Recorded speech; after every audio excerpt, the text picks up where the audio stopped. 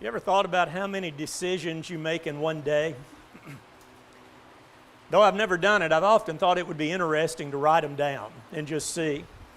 And I think we'd find that most of those are quite mundane. You think about this morning, you got up, you decided what you were going to wear, you decided what you were going to have for breakfast, that kind of thing. But there are decisions that are monumental.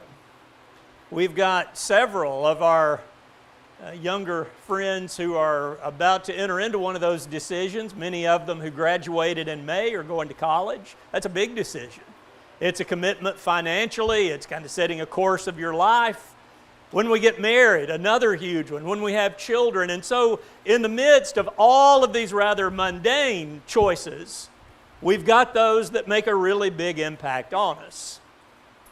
But what I want us to think about this morning is that there is one decision that's going to impact all of them, no matter how mundane, no matter how great, and that's the decision about God. To decide whether or not we believe that there is a God. And so for those who are going off to college, you may or may not have your faith tested in the classroom. It may be that we have some this morning who are long past college, but maybe they're having somewhat of a crisis right now of your own faith because of something that's happened in life or something of that nature. And so no matter where you are today, I want you to think very seriously about what we're going to discuss. And this lesson could go in 1,000 different directions, and I'm going to try real hard not to go in all 1,000 of them this morning, to kind of keep a consistency here. But I want us to think about that decision, about what it means for us.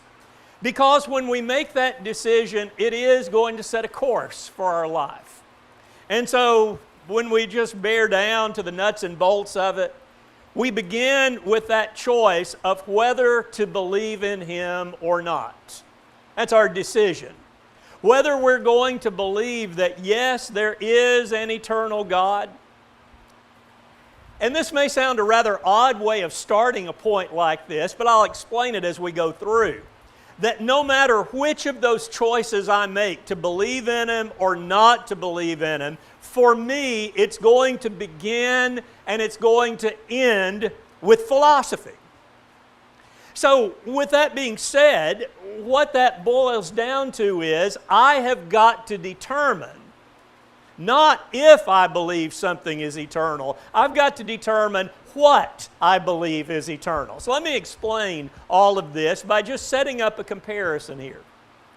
If I make that choice to believe, I am beginning exactly where the Bible begins. You open to the very first page, the first line on that page, and immediately you are presented with the choice of God. In the beginning, God. And so everything that's going to pan out from that point on is going to be based on that. And so if I choose to believe, I am saying that there is a God. If I choose not to believe, I'm saying that in the beginning, however I believe humanity's beginning was, there was matter. There was some kind of building block there.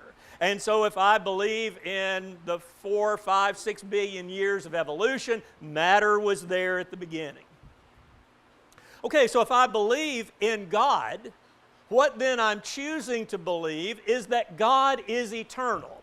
That here is one who never had a beginning, who will never have an ending. When we had our beginning, God was there. He was the creator. He was directing all of these things.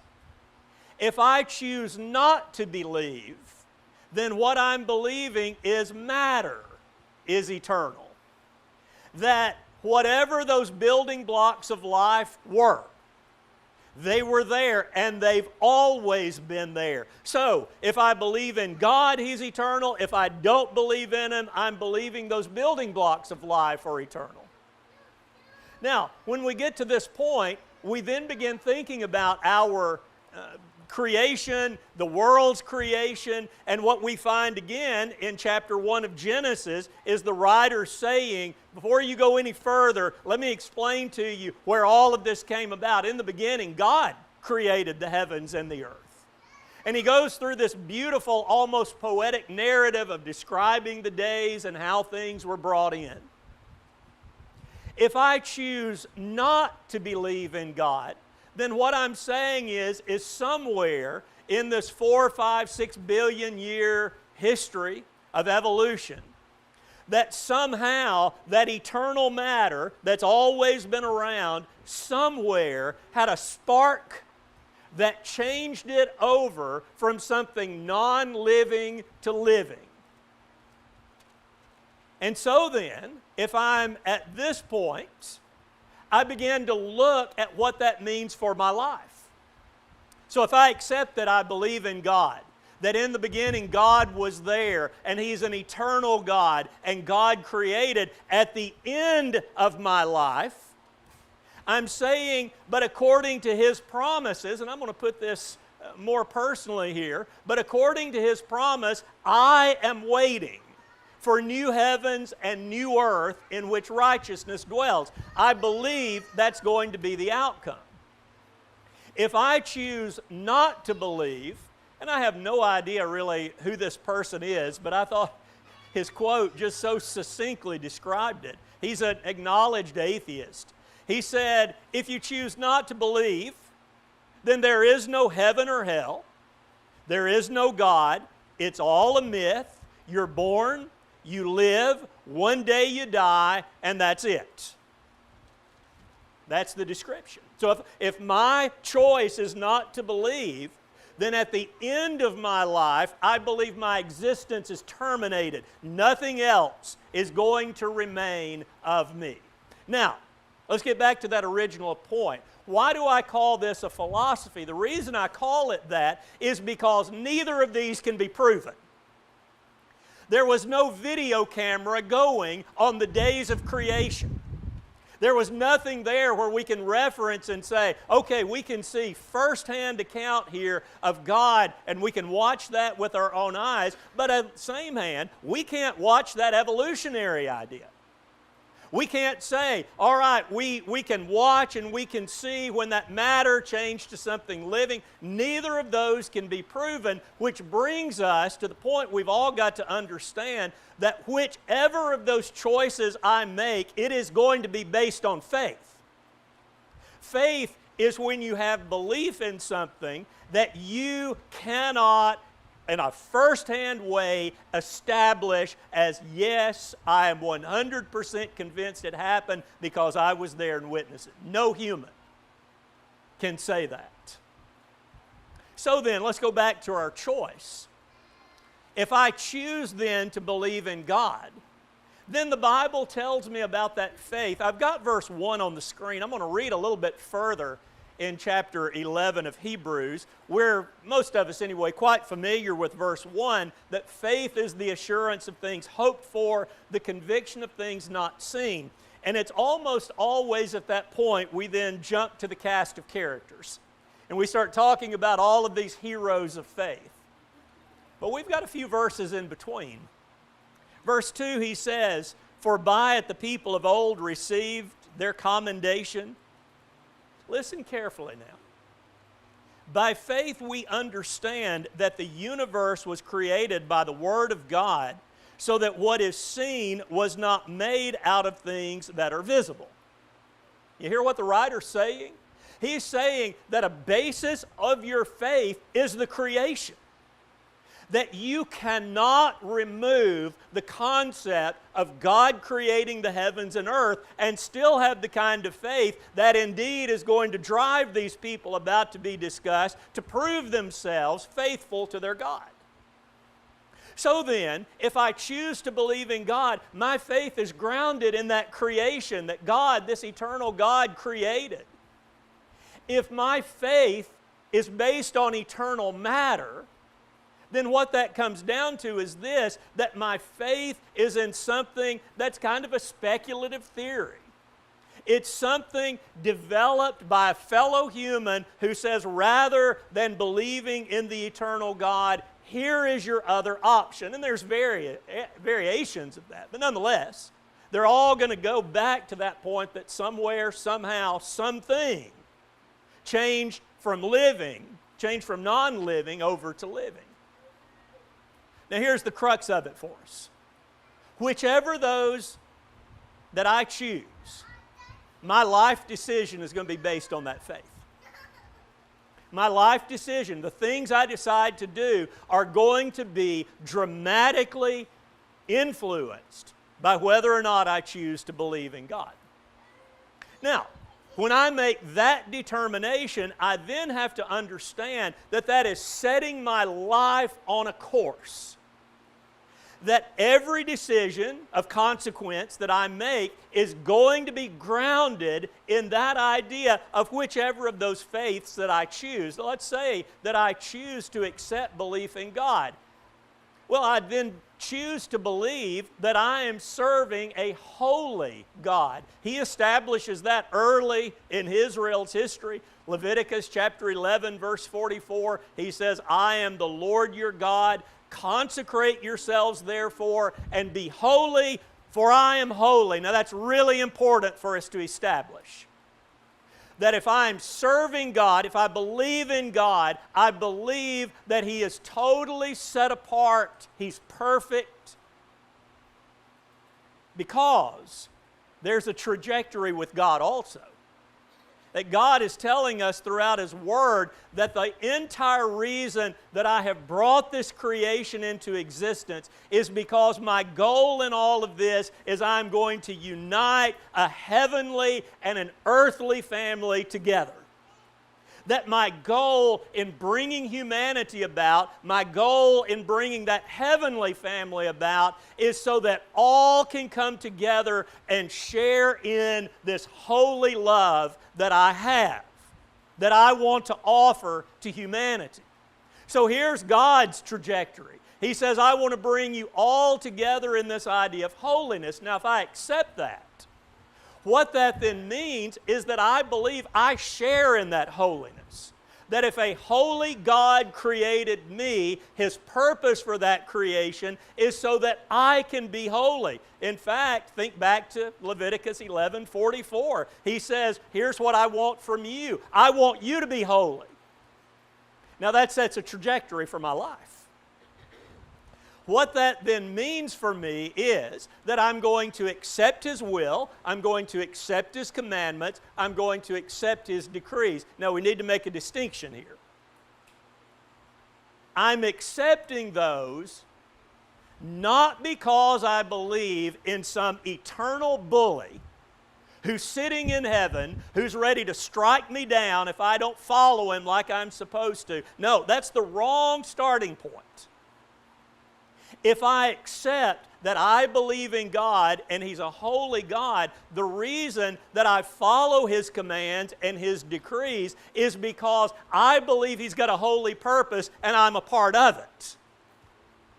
And therefore, I understand that all of these things He's telling me, all the stories He reveals in the Bible, all the people He's told me about, all of the proverbs that He's given to me, all of the Psalms that are there, all of the doctrinal commands, all of those are working in complete harmony and complete union to bring me into alignment with this holy God in whom I share this holiness.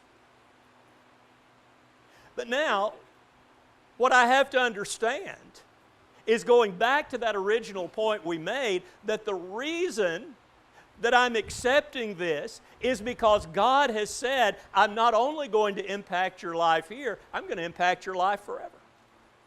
And so back to 2 Peter 3, he says, I have made you a promise that you are going to have a new heavens and a new earth where righteousness dwells. Now I want you to hang on to that point. We're going to be back later on.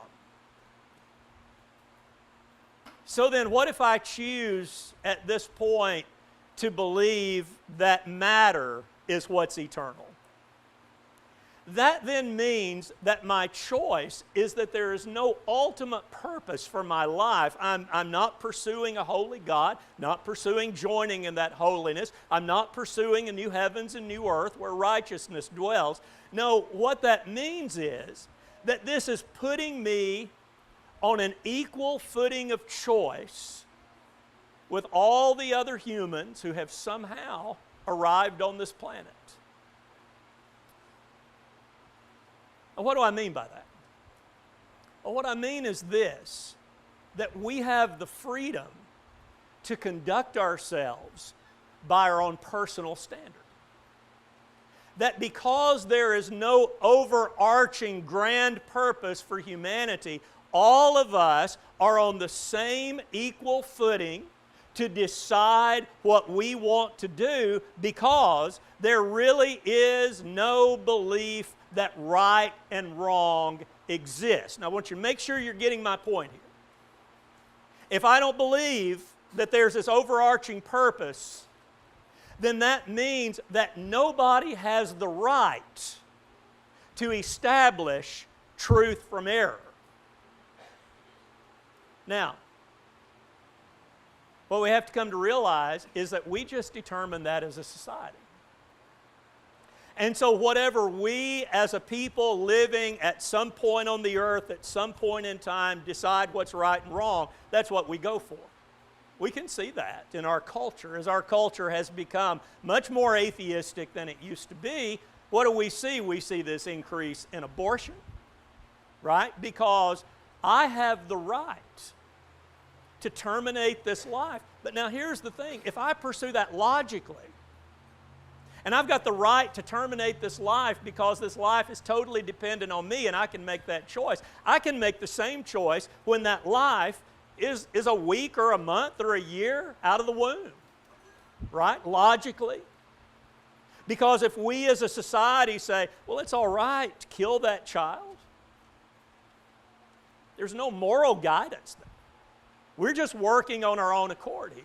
Or we can decide men and women don't have to get married. Men and women can live together. Men and women do not have to find each other attractive. You can find the same sex attractive. You can change genders. You see what's going on. We're watching it in real time. We're seeing that when you set aside the idea that there is an overarching standard, what that means is we all get to decide like we want to decide. And nobody can say anybody's wrong in that. That's how this logically proceeds. But ultimately what we're looking at here is that this condemnation that we sometimes have for actions we don't like, really, we can't do that. Now, what does all this boil down to? It boils down to the concept of freedom. And so, if I am choosing to believe in God, then I am choosing freedom for God. And that kind of freedom means not that I have total liberty to do whatever I want to do. It means that I am free from what opposes His holy plan. I'm free from those things that would be contrary to His purpose. That's my freedom. And so as Peter would say, 1 Peter chapter 2, verse 16, live as people who are free, not using your freedom as a cover-up for evil, but as servants of the living God.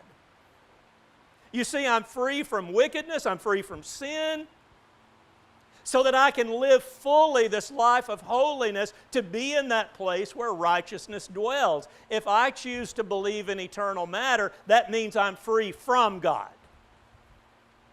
And that means I can pursue my own way because there is no submission, because there is no right and wrong, there is no standard of holiness, and so I can shut my Bible and I can go my way and live my life like I want to live it.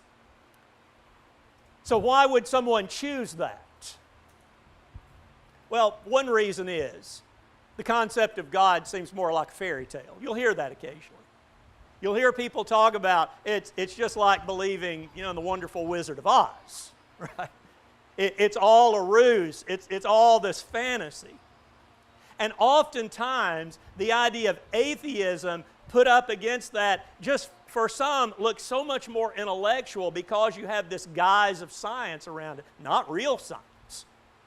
But you've got this kind of guise of science around it. And so you say, here, the really bright people, the intellectuals, they see through this. They're choosing eternal matter over God. And you'll note here on the screen, I put agnosticism with that. And the reason is, I don't believe there's any such thing. An agnostic says, well, I just don't know. Well, if you just don't know, you're deciding against God. It's going to have the exact same purpose as atheism. You're not following Him. So that's one reason. But the reason that I'd like for us to explore for the next few minutes is the apparent inconsistencies in what God says and what He does. Now again, we could go in so many different directions with this. However, what I want us to understand is that the reason some people give up on their faith is because they say, God is just not consistent. He says one thing, He does something else. I just can't accept what He has to say. Now I've narrowed this down to two. I think these are the two that probably over the course of my life I've heard the most. And one of those is, you know, you say all of this about holiness and a holy God, but you know what? God lets lots of people die. In fact, He kills them. Just open your Bible and you see God just killing lots and lots of people, from the flood, from nations, from tribes. Well, I will say I'll dispute that idea of it's lots of people. Because when you think about the number of humans that have gone across this planet versus how many God has chosen to take out in a direct means, it's a minuscule number. But nonetheless, anytime God chooses to take a life, we need to sit up and pay attention to that. Because we need to ask ourselves the question, is this somehow showing Him to be an unholy God? Here He's said to me, do not kill, but yet He's taking out all these people. Well, let's think about that for a minute. When I come to that particular question, and by the way, I'm not dismissing it. I think anybody who reads the account of the flood and is not troubled by it is not reading the account on the flood like they need to. That was a tragic, treacherous event in human history.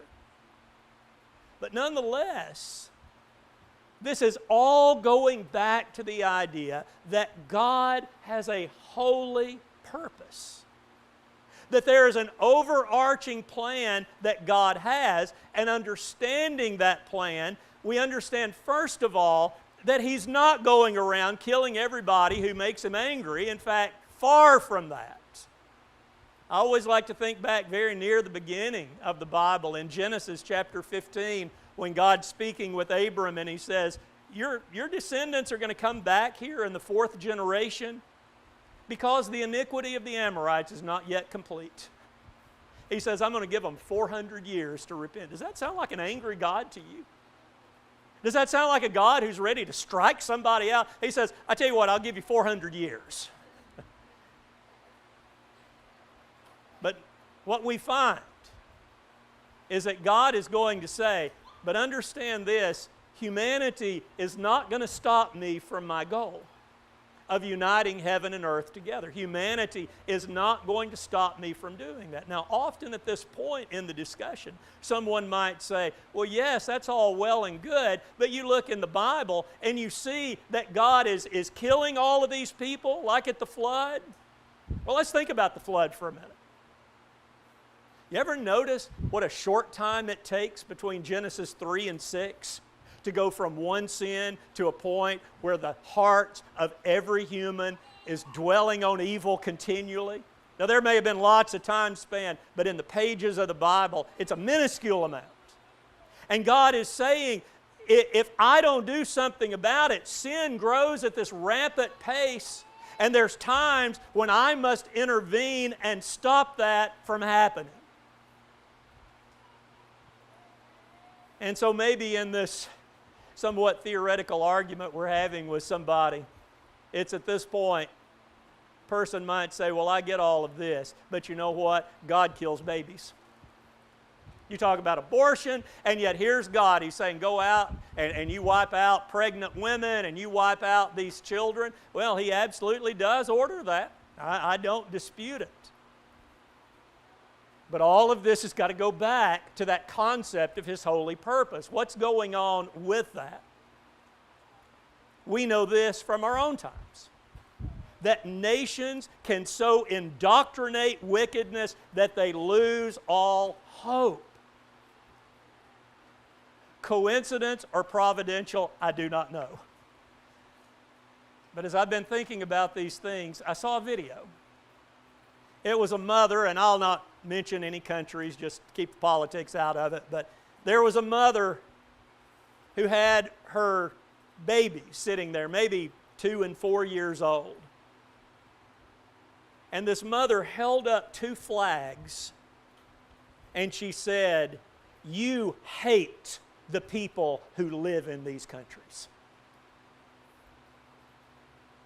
Let me ask you, what hope does that culture have of somehow saying, "Oh no, we're going to come back to God"? This mother from the knee is saying to her children, "Let me instill a hatred within you." Now, if you've got someone or a lot of someones who are instilling hatred into this generation, where is that ever going to stop? And sometimes God says, it's not going to stop. It's going to continue to grow. But I've got to come in and I've got to intervene. And so we might say it is a severe mercy that's going to end wickedness. And it's a severe mercy that saves the souls of those children. Not saying those children were lost, but saving them from getting into that mindset that is so totally opposed to God that there's no hope of turning. So let's not ever try to divorce this concept of God taking a life from His purpose, that in so doing, He's trying to keep humanity at bay, and He's saying, my plan is not going to be thwarted. But this is the big one, isn't it? But God just creates people to send them straight to hell. I totally disagree with that premise. You know why? Genesis chapter 1. Hell was not in the original blueprint. You see, heaven and hell are not the counterparts in the Bible. Heaven and earth are the counterparts. That grand purpose of God seeking to unite heaven and earth together, that's what He wants. Hell was not in Genesis chapter 1. God didn't say, let me create this realm where the wicked are going to go, and in the evening and the morning or the whatever day, and it was good. No, you don't find that. You see, hell was created for a very specific reason that none other than Jesus Christ told us about. Matthew 25:41, He'll say to those on His left, "Depart from me, you cursed, into the eternal fire prepared for all of these wicked humans." No, that's not what He says. He says it's prepared for the devil and his angels, the very ones who got the ball rolling of saying, we want to throw a wrench into this plan of uniting heaven and earth into this holy family. And yet we understand that if someone follows those beings, that they're turning their backs on God. And therefore, we need to understand hell is a realm where God is giving the unbeliever exactly what he or she wants. It is a realm where there is freedom from God. Whatever that realm is, God is saying, your will be done. You don't want my holy purpose. You want nothing of me. This is the choice that you're making, and I'm going to give that to you. And I'd also say there's an interesting angle we don't talk much about with hell. It's also keeping it out of an eternal spiral. Why did He have to bring the flood? It's because humanity was heading in this direction that was just getting far and far worse. And so God says, I'm not going to let that happen eternally. I'm going to confine it to this one realm where it cannot continue to grow. And so with that then, we turn this to the other side.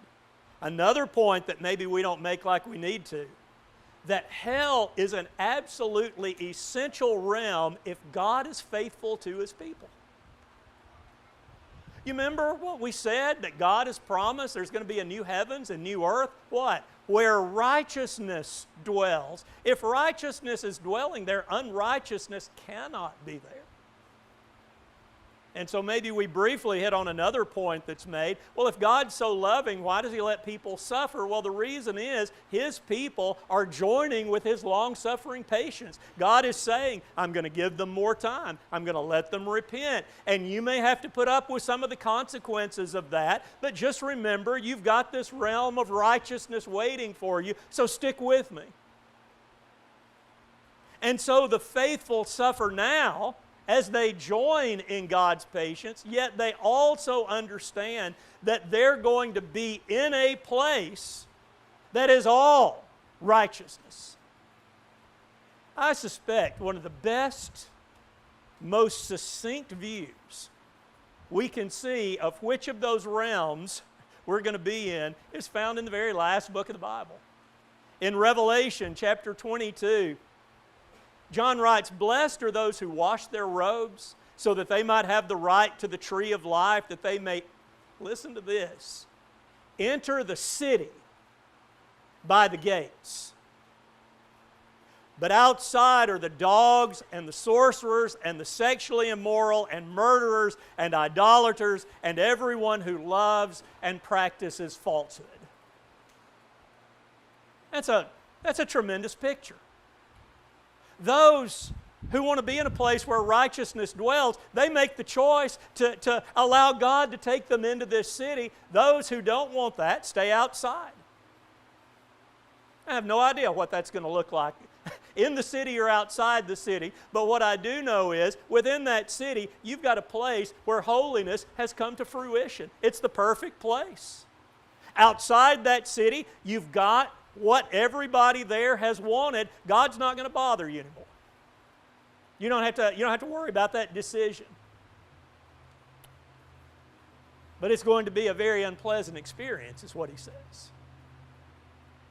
Because you can be an atheist here and enjoy the blessings of God, but he's saying there's going to be this realm where I'm going to give you 100% what you want.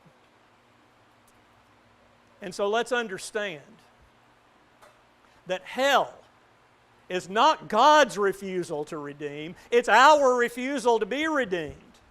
It's saying, I just can't accept this, I just can't believe it. I'm making that decision. Bible class teachers, be patient with me, because I want to make one final point here. We need to think very seriously about this. Before I make the choice to believe in God, before I make the choice not to believe in God, I need to understand what's at stake here. And in that choice, first of all, don't make the decision on spotty information. If I do not have a good understanding of God and His plan, and I'm basing my decision on some kind of spotty a view of who God is, that is so dangerous. If I make my decision because I've always heard of God and it seems like I need to believe in something like this, it's highly unlikely I'm going to stay faithful or at least holy. If I choose to say there's not a God based on spotty information maybe that I've got from a smattering of Bible classes I've been in over the years, I'm in great danger there. Before you make this call, think seriously about it. And do not make that decision based on what your culture is saying is intellectual. What a dangerous thing to turn to our peers and say, well, you seem like you got it going on. I'm going to make that choice because atheism just seems much more intellectual. And that can be for a host of reasons. But what it all boils down to is the philosophy is going to require a deep faith on things unseen. So you need to line those arguments up and you need to spend time and you need to pray over them. Even if you're questioning God, don't give up on prayer. And make sure that you are making that choice wisely. And for certain, do not let our skeptical generation turn you in the wrong direction. I suspect every generation is skeptical to some extent. It seems like we have brought that to a whole new level.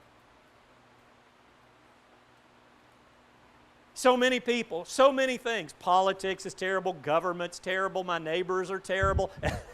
You just look at everything through such skeptic lenses. What's going to happen when you turn to God and say, oh, I can't believe in Him? Don't let that happen. And also, don't grow discouraged if your Christian brethren are not making arguments in the best way. You ever been in a discussion on evolution and you have an ally you really don't want at the time? The ally says, well, if monkeys change into people, why aren't we seeing it going on right now? Just drop your head. Don't make eye contact. Because you understand, if you're talking about 4 billion years, we're not even a dot on the map, are we? We might be a pixel at that. Don't grow discouraged. Sometimes all of us with good meaning, good intentions, come up with bad arguments. But let's make that decision with an intellectual appreciation for what God has shown us within His Word.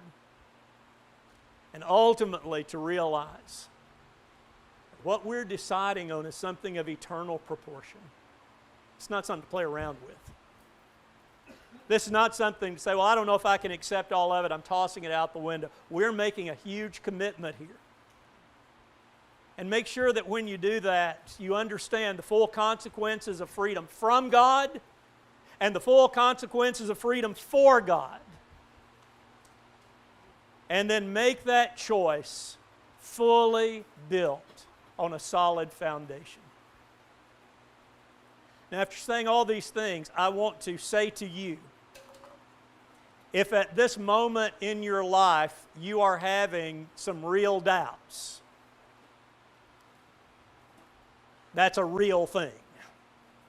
And I'm not going to stand up here and say, oh, you just got to dismiss that and put it away and not think about it and just accept God and it'll be fine. What a foolish thing for me to say. If you're having real doubts, you've got to work through those. But I will tell you this. I want you to understand those real doubts are also real temptations. I am a firm believer there is an eternal God who has a holy plan, and though I may not understand everything about it, I believe that ultimately the heavens and the earth are going to be united in that new heavens and new earth where righteousness dwells. And I understand that there are those forces that are seeking to convince me otherwise in this plan against God's plan. And that by bringing me into contact with those who may be encouraging me to dismiss faith or whatever, I've got to understand that's a temptation. And I deal with it like any other temptation. I seek the correct answer. Let me offer one other thing here. If you're in that situation, don't fight it alone. Find someone who you really respect as a solid, faithful Christian. Share your doubts. Pour it out. And let that person be the advisor that you may very well need at this point in your life. We all need that. May not be about these issues, but every one of us has something in our lives where we need somebody just to come in and say, let's talk about it. We're not going to get red in the face. We're not going to yell. We're not going to start assigning eternal doom because of it. We're just going to talk. Find that person. Because I want all of us to appreciate what we have been offered here. To think about that new heavens and new earth where righteousness dwells would be a terrible, terrible thing to give up because I'm not dealing with my doubts in an effective way. Certainly, if I can help you, I'm glad to. I know the elders would be glad to, but if you don't want a bunch of old men to talk to, there's a lot of faithful women, a lot of faithful younger Christians here too, who would be good advisors in that. Make sure you're making this decision wisely. And this morning, if you have made that decision and you're ready to become a faithful child of God, don't delay. We're going to stay seated, but if you're ready to become a Christian, you stand up and come forward. And you can be baptized into this plan to be a part of this family that God's intended from the very beginning and He's going to have. Or if those temptations have gotten in the way, deal with them. And if we can pray with you about them, we will. Whatever the case, let's make sure that we're giving God the opportunity He deserves to transform our lives into a member of that family that He wants with Him forever. If you need to respond, you can come as we sing together.